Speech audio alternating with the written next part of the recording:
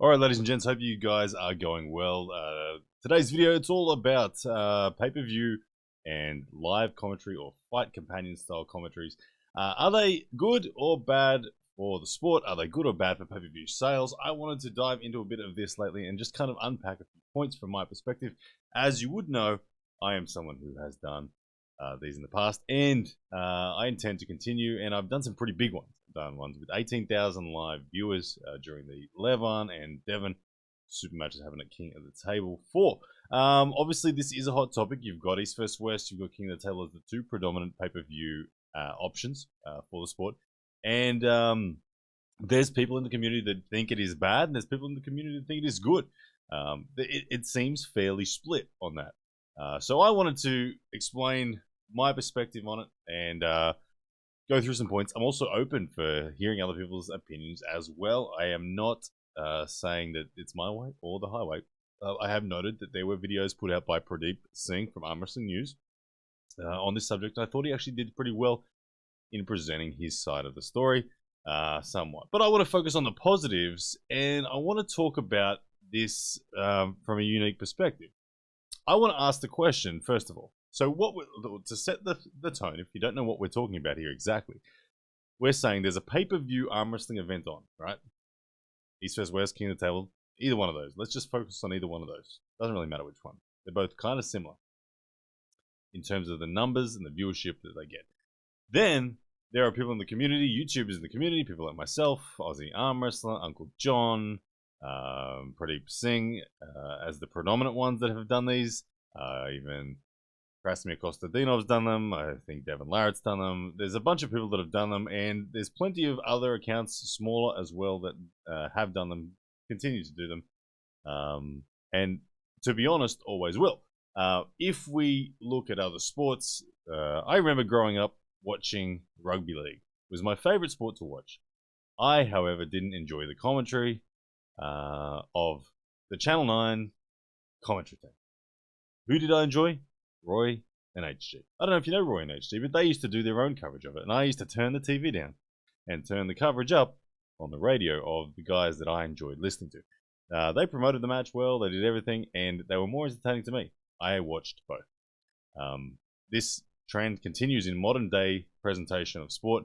UFC with Fight Companion. There's no end to it. Just on every sport there is, you can go and find a Fight Companion video live. When there's a big, interesting event on, go and search it on YouTube, and you'll find that the influencers of that space, of that sport, there's a good chance some of them are live. They're not showing the footage. They're not showing the audio.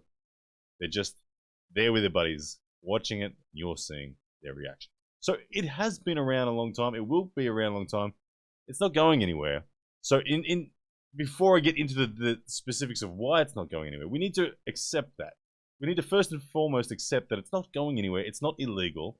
It's not contrary to any rules or regulations of YouTube, of the internet space, of copyrights.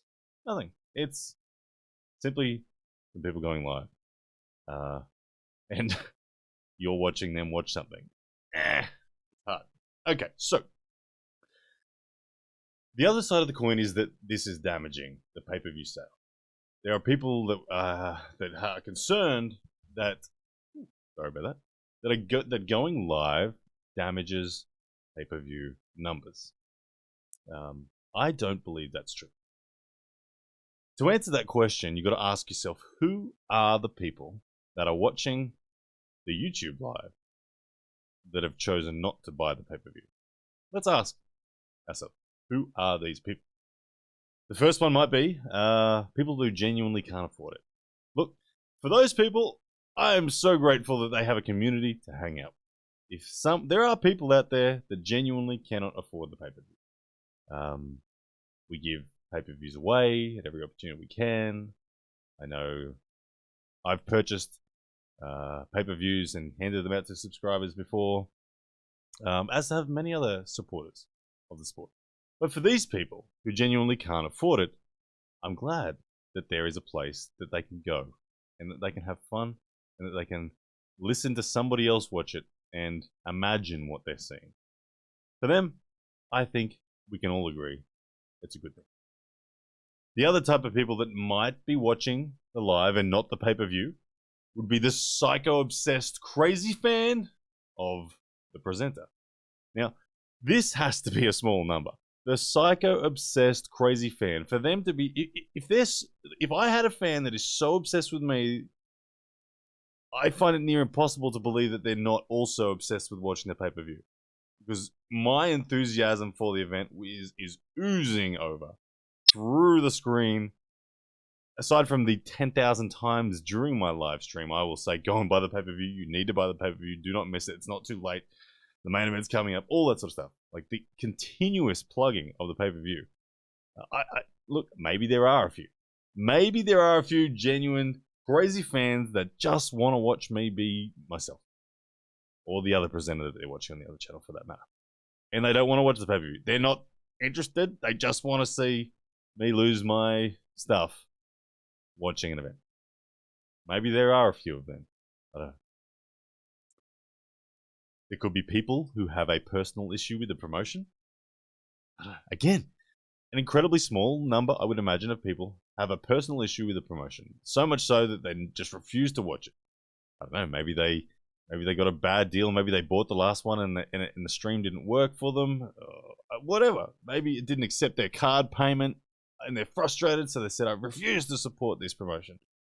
It's a very, very, very, very, very small percentage of people in that category, but let's admit it, there are some, and they may be watching the live stream on YouTube instead. The next category is a number that has a lot more people in it. Now, these people are the super casual fans. Super casual that they're so casual they just don't care to watch it live. They don't care at all. They were never going to buy the damn pay-per-view. They're so casual. They're maybe very new to the sport as fans that they're not interested in that. They're more interested in being in the forum that YouTube provides, where, like I said, when I did this with Devon and Devon, I had 18,000 people live watching. And the chat was going bananas. Maybe those casuals just like going bananas with the other people going bananas in the comment section. They like talking crap. They like trolling. They like having fun there. They're so casual, they were never going to buy it anyway. They're going to wait till it's released on the King of the Table channels or on the East vs West channels. They're going to watch it then. They're going to give the revenue to those companies then. They might watch an illegal stream if there is one before it gets taken down. But they're so casual, they just don't care. And they're not yet sold on the sport. They're having fun, but they're not yet sold. Okay? Guess what? We're going to sell it to them. If anyone can sell to these people, it's the live commentary team that they're watching. The thing about is on a pay-per-view is it's silent. There is nowhere to go to watch it. If you're not watching it, you're not watching it. There's no one hyping it up for you. If you've chosen not to watch it, that's it. Done. I've chosen not to watch it.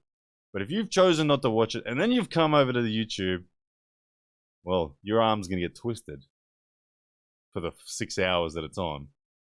You go and buy the pay-per-view. Especially when you get to that main event. Oh my goodness. Fever pitch. Fever pitch. The excitement. And the amount of people that right then and there, we talk about pay-per-view buys at the last moment. I would bet my left so-and-so that the pay-per-views have another spike just before the main event. Why? Because social media goes nuts just before the main event. Thanks to the live commentary people doing exactly that. Like I said, I had 18,000 people watching when Devon and Devon were about to step into the arena. How many of those people do you think listened to my call to arms to saying, guys, now, do it now, buy it now, trust me, it's coming, do not miss it, it's on now, go grab it. Because I ain't showing it here. I'll get people come up in the chat saying, where do I watch it, where do I watch it, where do I watch it? Desperate. And you say, the link is pinned, the link is pinned, go grab that pay-per-view. You'll also have the pirates. Like I said, people who are looking to get an illegal stream. They'll come in and they'll ask, wait, where's the illegal, where do I get it for free? Those people, we should see the community jump on them and say, hey, support the pay-per-view, you jerk. Don't be an idiot. Support the sport. And I mean, I'll be saying that too. If I catch those comments, I'll very quickly remind people there is no illegal stream out there. All illegal streams will be taken down. We are not going to be showing any footage here tonight or sound from the event. This is simply a Fight Companion style live where you watch me watch the event. Simple as that. But still, there is that percentage. And then there's another big percentage of people, again, who are watching me but aren't watching the event. Or actually, they're probably not watching me. They're listening to me. They're people that are busy that don't have the opportunity to sit down and visually see the event. So they've chosen to listen in. Those people fall into the category where they're highly likely to go and purchase it later on because they're busy.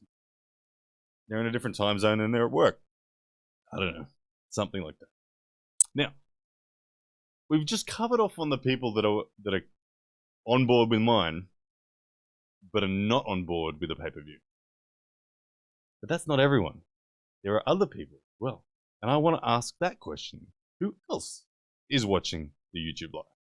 Let me tell you. People who love arm wrestling. And people who support my channel and the other channels doing such lives.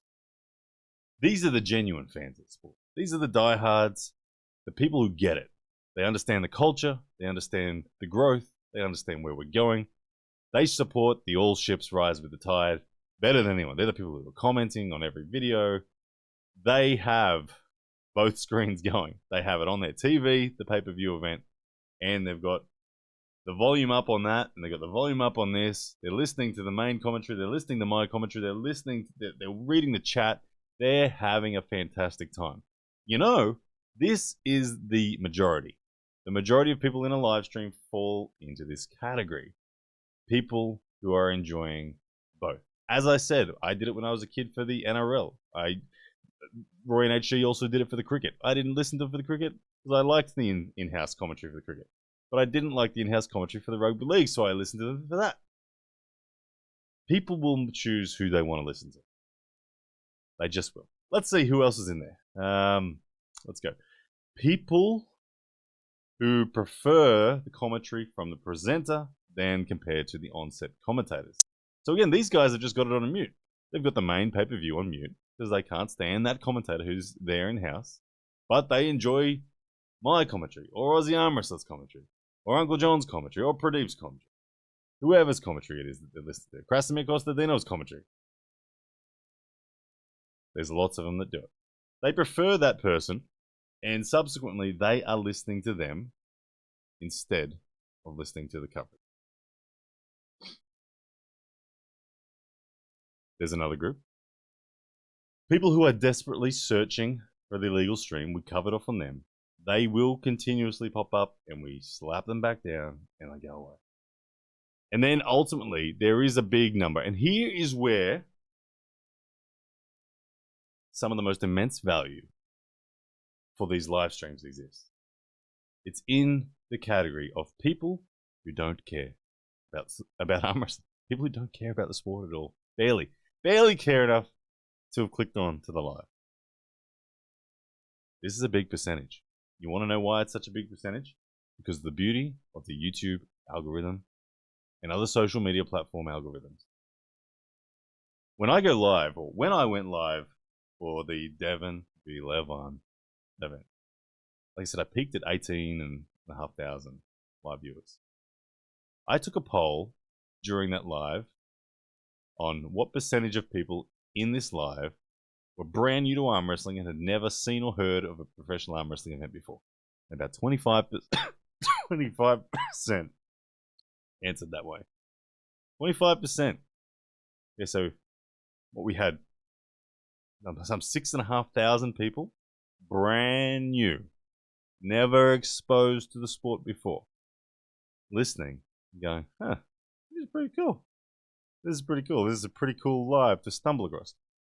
YouTube algorithm does that.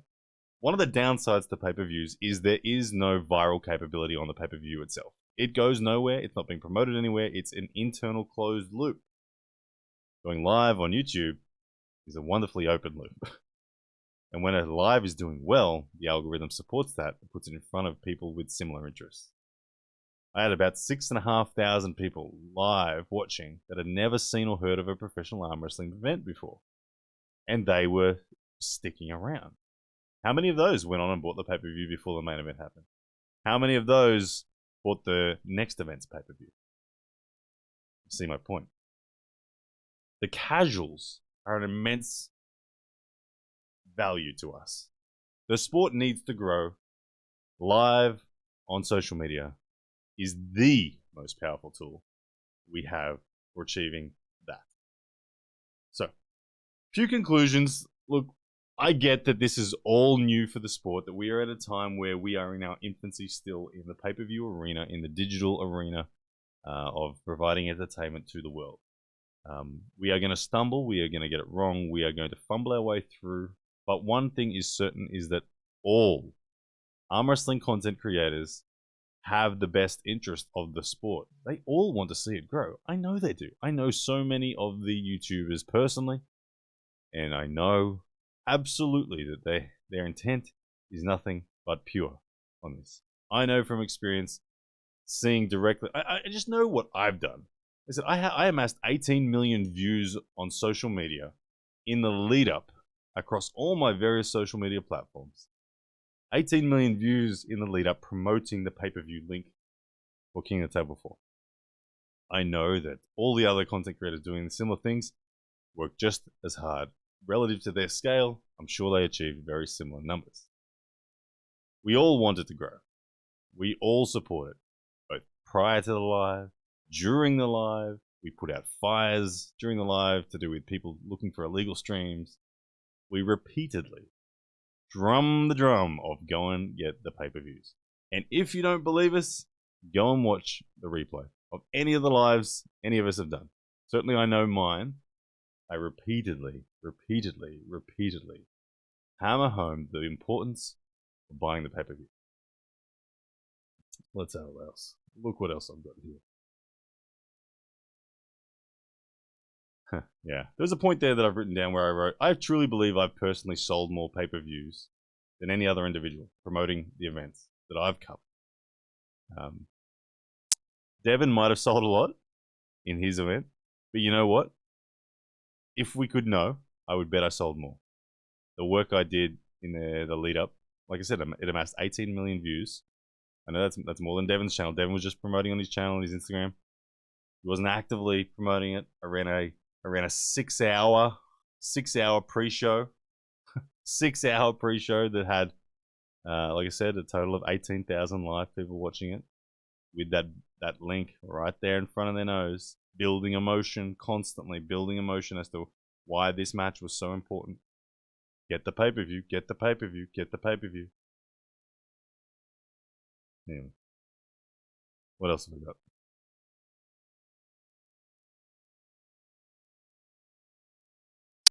Look, I might end it there. All ships rise with the tide. Sometimes you can't see the perspective of others. Sometimes fear gets in the way. Fear that somebody else is stealing from the pot. Arm wrestling is too big of a pot to steal from. The internet is too big of a pot to steal from in this respect. Yeah, I get it. Illegal streams of the footage, yeah, get rid of them. Illegal streams of the audio, yeah, get rid of them. There's no place for them. And they deserve channel cancel. Gone. But this reality of commentary, fight companion style, whatever you want to call it, where myself, I just realized my camera is blurry. I hope that hasn't been too long. Anyway, myself and my buddies are sitting here, we're laughing, having a good time, talking about what we're watching. That's not going anywhere. That's in every sport, and that will remain in arm wrestling. I am 100% certain of it. Even if it makes some people uncomfortable, it will remain. And it's in fact a very important thing for everyone to be aware of. For promoters who are building things, they need to be aware of that is something that they can't ask the world to make disappear, because someone will pop up. Someone new will pop up. There's always going to be someone doing this. They just will. And you can't copyright strike them. You can't. There's no legal grounds to say, hey, you can't do that. But like I said, there's no need for that anyway, because I am 100% convinced it is a net positive. And honestly, the overall sport is headed in an amazing direction. All ships do rise with the tide. And albeit a small YouTube channel may only be a small wheel in the big engine that is arm wrestling, it is still a wheel that is growing the sport. It is still a wheel that affects the outcome positively. And it's still a wheel that I will always personally back and continue to do myself. All right. I don't know. Let me know what you think. This was a long one, but let me know what you think. Bye, guys.